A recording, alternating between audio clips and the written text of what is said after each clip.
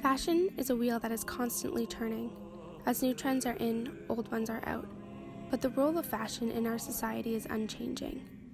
We use fashion as a means to express our identity, who we are, what groups we belong to, and who we desire to be.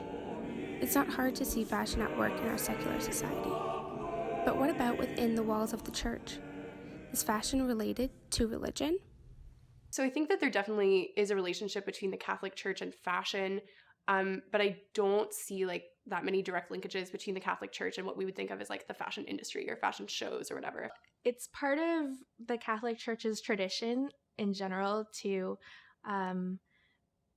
be a patron of the arts, and a part of that is fashion. I know earlier on, like the medieval period and the Renaissance period, the church had like a huge influence on not just fashion, on like everything. In the Renaissance period, I think it was, or like long ago, like popes, you would see these popes in like the really like jewel encrusted vestments and things like that. I mean, Pope Benedict was a pretty snazzy dresser. I've read stuff where he's worn like Prada shoes or Gucci shoes that were like gifted to him, like red slippers. And he was all about tradition, so you would see him in like the gold embroidered, vestments. The sort of opulence and the grandness of what the Catholic Church is and what it represents has inspired, I feel like, a lot of fashion designers, and I think that's why they chose the Catholic Church as an inspiration for this year's Met Gala. So that's really cool. It may be obvious to see the role fashion plays in clerical dress, but what about the rest of society? Does fashion intertwine with faith in the everyday lives of people?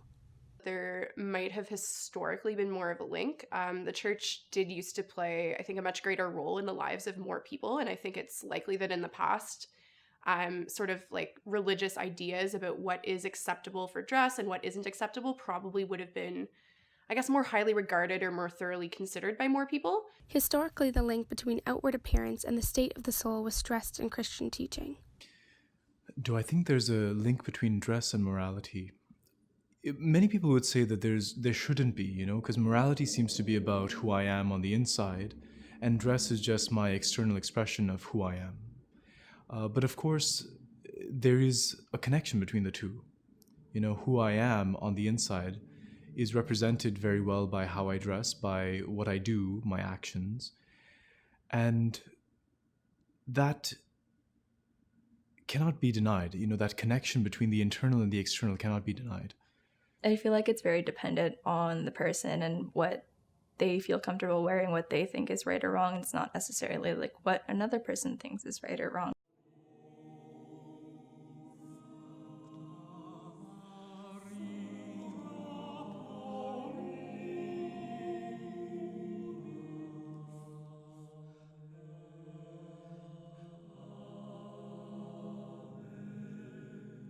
The morality of clothing has been critiqued based on the pride of life, flaunting one's wealth and distinction through dress, and the lust of the eye, attempting to attract sexual attention through dress.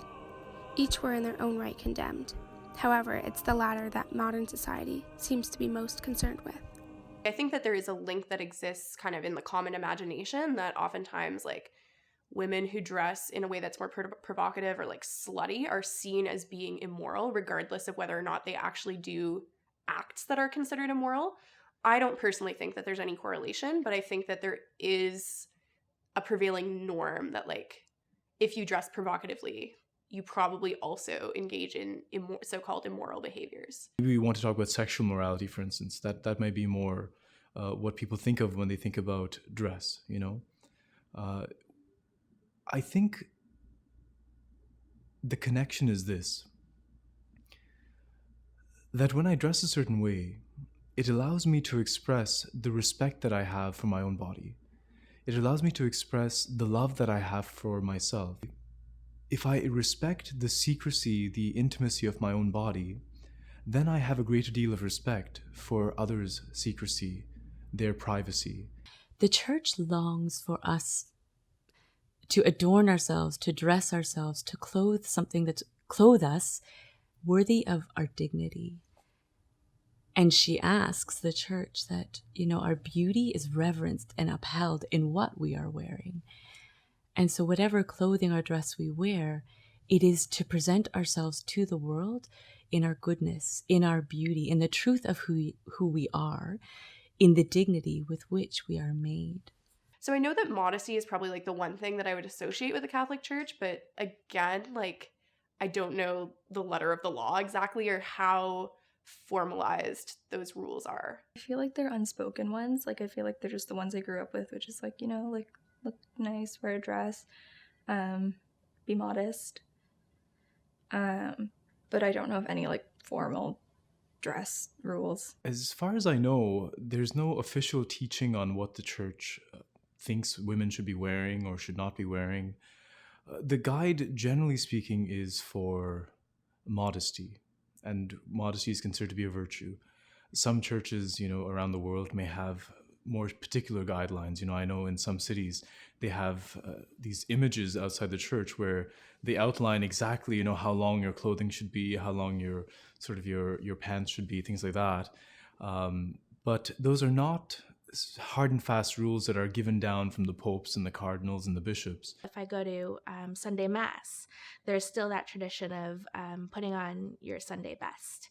And I think that just has to do with you physically preparing yourself as well as mentally and emotionally and all that stuff. And really signaling to yourself that you're going somewhere special and that you're doing something special. So I would say my personal dress, it wouldn't be too egregious. Like I don't tend to wear anything that's like too skimpy, but I do tend to dress in a way that's like pretty obviously gay, I would say. So that's not something that the Catholic Church, like I have not had particularly great experiences with Catholic institutions and like being a lesbian. Then again, I don't think that like the average priest that I've interacted with has the cultural knowledge to like look at me and be like, that's a homosexual right there. So I think like fashion wise, the church wouldn't be too mad at how I dress. I mean, I wouldn't necessarily wear what I wear on an everyday basis to church. I'll say that. I am pretty comfortable with my body and like what I decide to put on my body. That being said, I know when I have to go to church, like if I'm going for Christmas Mass or like when I used to go to Sunday Mass, I would always make an effort to wear something nicer and like be a little more modest. But on an everyday basis, I think that it's not necessarily always something I would wear to church. But again, that's not like the first thing that comes to mind. Like, would you go to church like this whenever I look in the mirror after I'm done getting ready? Well, there are rules when you go to church, and it's encouraged that women wear something that's below the knee and they cover their shoulders. And yeah, try to dress modestly. And I think that's just, part of, again, being respectful of where you are and what you're doing. I see it broken a lot of times. I mean, people wear jeans and a tank top to church and they don't get turned away or anything like that.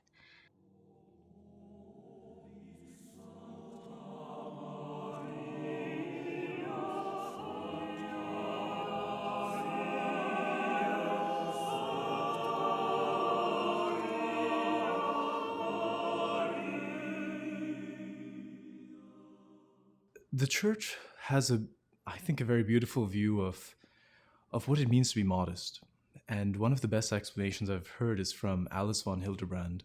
She talks about the French word pudeur, which means a kind of, some people might say shame, but it also has a kind of connotation of shyness in a way.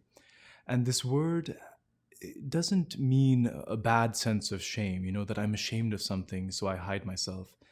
But the idea is that when something is sacred, when something is holy, I have a kind of reverence for it, which makes me be more protective of it.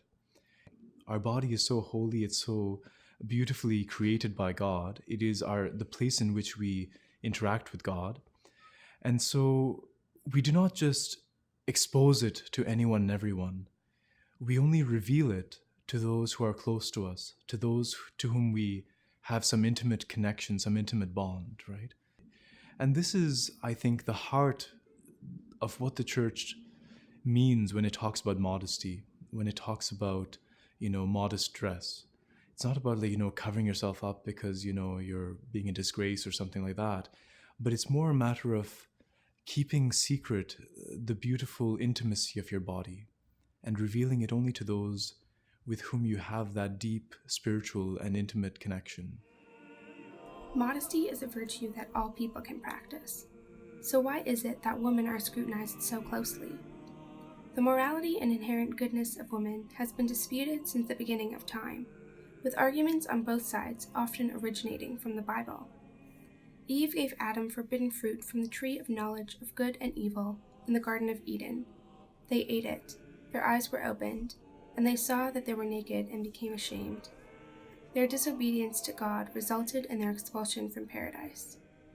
There are arguments that say women are immoral in nature because of Eve's original sin, which, of course, Adam took part in.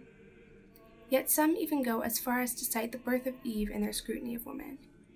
Eve was made after Adam, born of Adam's rib. Woman made second to man to serve him. But is this truly how the Catholic Church views women? While some people use Genesis as grounds for condemning women, it is precisely this story that points to the inherent dignity, beauty, and goodness of woman. In Genesis, if you look at the poetic language, that Eve comes from the side of Adam, indicating they're equal. And they are equal in dignity. So Eve doesn't come from the head, indicating superiority, or from the feet, inferiority, but from the side, indicating that they are equal. These are not radical new ideas in the Church. Catholic feminists have been defending the dignity of women since well before first-wave feminism. But then, what is Catholic feminism? Women are equal to men, but they are not men. Does our perception of femininity influence our idea of feminism? The Church supports the full flourishing of every man and of every woman. And it's to consider, well, what does feminism mean? What's the definition of it?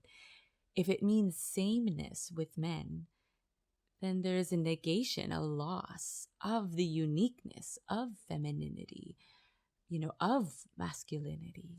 Consider femininity. It comes in various forms of expression. And oftentimes it comes in the form of receptivity, of the attentiveness, the awareness of another. So it can come in the form of nurturing another, loving another. It can come in the form of journeying with another in a sorrow, in a suffering.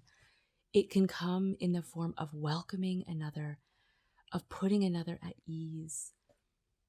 This is authentic femininity. I think that obviously, I guess it's important to note that, like, although the church is an institution, there are, it's also its people, and that there is like a variety of opinions about what femininity should be or what it is that exist within the church.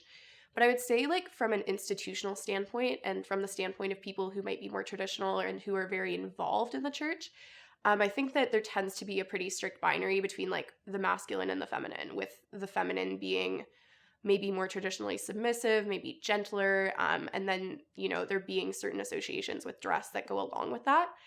I think for myself, like, I guess, like, my view of femininity is informed a lot by my own personal experiences, by being a student of sexual diversity studies as well, and so, like, seeing a variety of femininities, with having a lot of like friends who are maybe like feminine men or like gay men specifically, or who do drag, with having a lot of female friends who express their femininity in a similar way to me, which might be like more butch or mask. And so I feel like, I guess my idea of femininity is maybe a bit more expansive and less rigid than the prevailing sort of like hegemonic structural type of femininity that exists within like people who were real serious about the Catholic Church.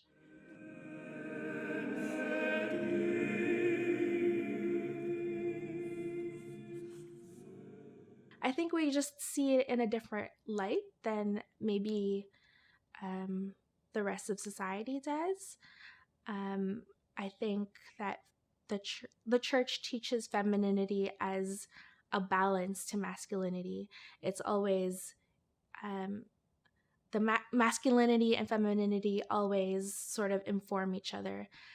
I think the church teaches that women are called to different things and they have different gifts that men can't offer, and vice versa.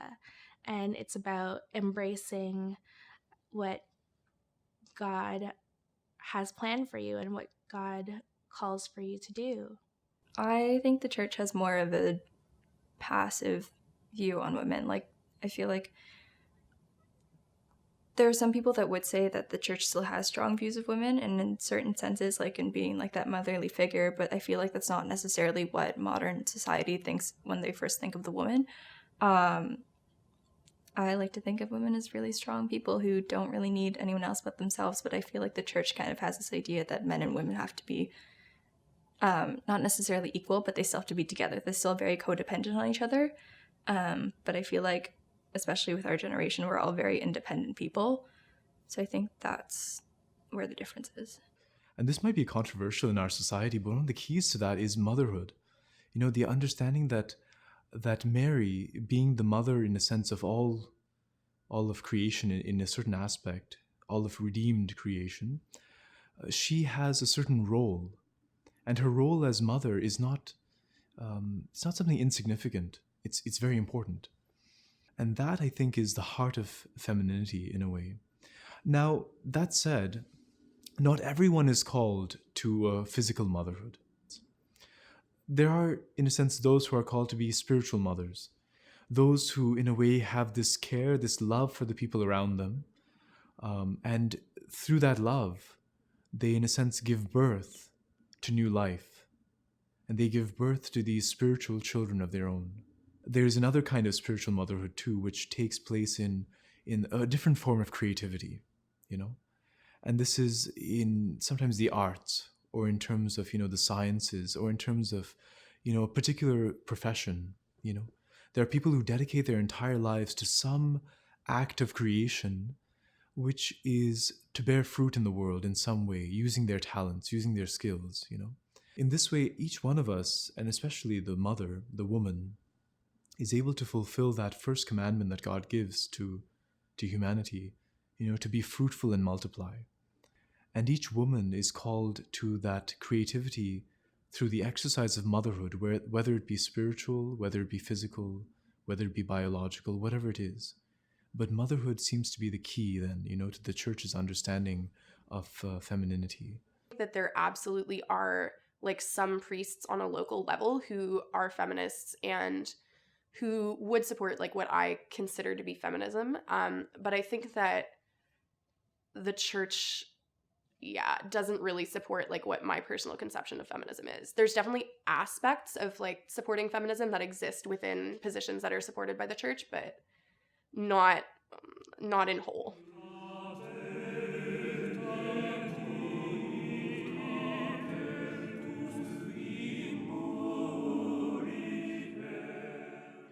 I would say that the church is feminist. The church is feminist in the sense that it has a deep respect for women as women, for who they are, for what God has made them to be, and for really what they want to be. It has a respect for each woman's own sense of vocation.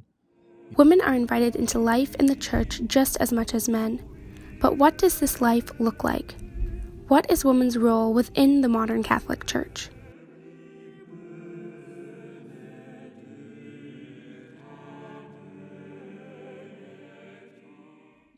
The woman's role in the church. And if you look all throughout Scripture, women are presented continuously in Scripture.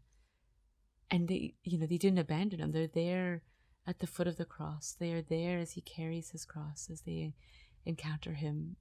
That women are truly there. And in some ways, the humility of, we don't always see it, but they are there supporting the church, upholding the church. The fact that women still are not able to really take the same role in like the structure of the church, right? Like there aren't female priests the same way that you would see in the Anglican church, for instance. And so the fact that there still is this like divide that women cannot bridge, and I don't see it about to be bridged anytime soon, makes me really, really hesitant to say that the church is feminist. So why can't women be priests? Jesus did not give us the authority to do so. Jesus chose 12 men, 12 particular men, not any men, every man. He chose 12 particular men to be his apostles. The church has a duty to protect the tradition. And now the word tradition obviously has all these connotations, like some people think it's just like something that we like, that we want to hold on to. But the reality is that for the church, the only thing we have is tradition. What that means is that we have received something from Christ. We have received some teachings. We have received some, sacraments from him. And our only duty is to protect what he has given us. We can try to learn what he has given us, and over time we discover that certain things that he has given us have not been sort of explored or understood, and we may learn more about that, but we can never add or remove anything from what he has given us. Jesus did not establish for us to ordain women. We cannot. So in some ways, it's not that the church is saying no, but she cannot say yes. I think that the church loves women. I think that the church values women. I don't think that women are equally represented in the church. And I don't know if that's just by design or if it's something that we need to actively change. Many people want to talk about power, about who has the power in society. And for Jesus, what power meant was a complete overturning of the ideals of society. He says, whoever of you wants to be the greatest must be the least. Whoever wants to have the first place must take the last place, And so in this way, everything is turned upside down. And so the woman who wants to serve in a very quiet way is in some sense taking the last place in order to have the first place. Now, these are all nice words until we try to think of what does that mean, It sounds all very nice and pretty, but then you think of, but is that just like a mind game? Are we just playing games to make people sort of appeased, right? But I think a crucial distinction is between authority and influence. Authority and influence. Very often in our society, and this is not disputed by anyone, men tend to have the roles of authority. It's very clear, and people talk about the patriarchy is a big name, and I guess I might be considered one of the patriarchy, right? But authority is considered to be the more powerful place. But there is a much more powerful system, and that is the hierarchy of influence. If you ask any person out there who was the most influential person in their lives, they're going to say it was their mother. And in that way, the mother, even though hidden at times, is at the heart of the development of society. There is a place for everyone in the Catholic Church, but the question remains, do young people see a place for themselves? And do they want it?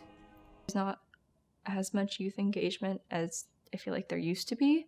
There's like a lot of problems with youth retention in my experience. I think they need to be more in dialogue with young people, and I think that's what they're trying to do with the synod this year.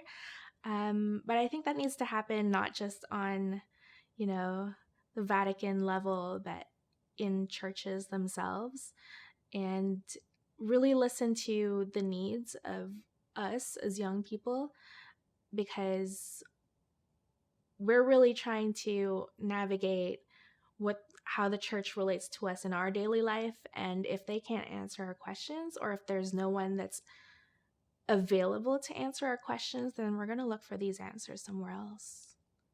And that's maybe why there are some people that are leaving the church. I'm still trying to figure out how the church is still relevant in my life.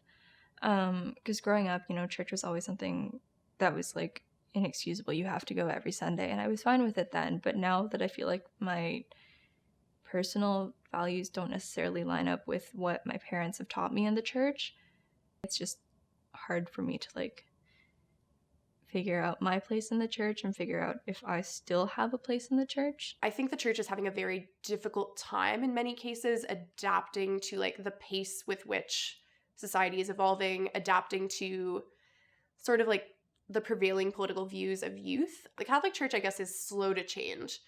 And I think it's not the worst thing when institutions are slow to change, particularly religious institutions where really the backbone of them is tradition. But I think that the magnitude and like the huge like amount of like fussing and fretting that happens within the Catholic Church before changes end up being made is just like not sustainable. And so I would say adopting some more progressive viewpoints would be a big start for that. Even under Pope Francis, I will say that there has been improvement because he has at least said like some statements along the lines of like love the sinner and not the sin with regards to like gay members of the Catholic Church. And I'm like, okay, cool. This is an improvement. I would love to see things go a step further in that regard.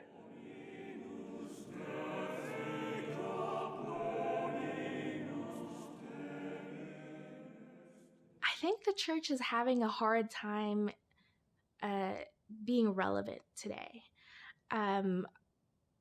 A big part of the Catholic Church is about being in union with tradition and keeping things at the way that they were. I feel like today we have different needs that pastorally the church needs to look at and to address. They're very slow to change or slow to respond to a lot of like the social issues and the social questions that we have, especially in things like relationships and what marriage means today. Everything that the church teaches is for our good. It's for the good of the human person. And the church invites us into truth. And she upholds truth and longs to uphold truth. And will always discern, which is oftentimes why there is a delay or something doesn't respond quickly, because the church promises to give us truth. And so she will discern, is this right? Is this wrong? Is this authentic? Is this real? The church has a beautiful tradition, a beautiful answer to all these questions, a beautiful history of, even psychology, that goes back all the way to the Desert Fathers. And their understanding of human nature, what it means to be a man, what it means to be a woman, is so deep, it's so profound and very beautiful that it would be a shame if the young people didn't learn about it, if they didn't know what that was.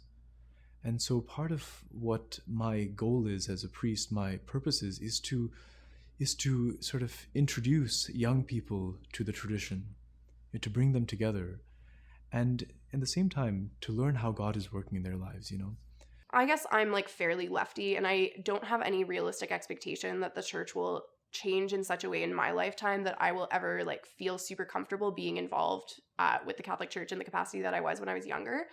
I think it would be a really big step for the church to kind of follow the lead of some other, I guess what you could call more progressive strains of Christianity and allowing, like, for instance, allowing women to like have sort of equal footing to men within the priesthood, for instance, like allowing women into the priesthood. But I think for me, it's like mostly has to do with like the church needs to become more progressive. So yeah, letting women into the priesthood, maybe removing clerical celibacy requirements. I'm just kind of like, why at this point? I think that there's a lot of like reparative work that needs to be done in communities that were affected by like many, many years of sexual abuse on the part of the Catholic Church. I think that the church needs to rebuild trust in communities that have been hurt by it, like over the long haul. I don't know like how that can be done, right? Because like there's some things that are hard to come back from, but I would like to see that work get done. I don't know how to fix the church, but if the church is not meeting the needs of society, that is a problem. The church was made to fulfill humanity, to bring humanity back to Christ, and to meet the needs of our neighbors. God says that He calls us to love our neighbor, and our neighbor is everyone in society. So if there's some way in which we're lacking in providing for them and caring for them, we need to change. We need to do something to meet that need. Like fashion, the Catholic Church is unchanging in its purpose, to bring people to new life in Jesus Christ. And though it holds true to traditions, there is always room for the Church to grow and change, perhaps just not as quickly as the latest trends in fashion. But after all, in the words of Yves Saint Laurent, fashions fade, style is eternal.